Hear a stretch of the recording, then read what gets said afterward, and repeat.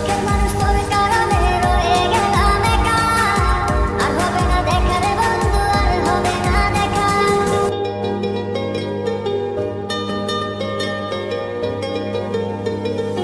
অন্তরেতে কিসের জ্বালা বলিব যে কারে, শখের মানুষ আঘাত দিল এই যে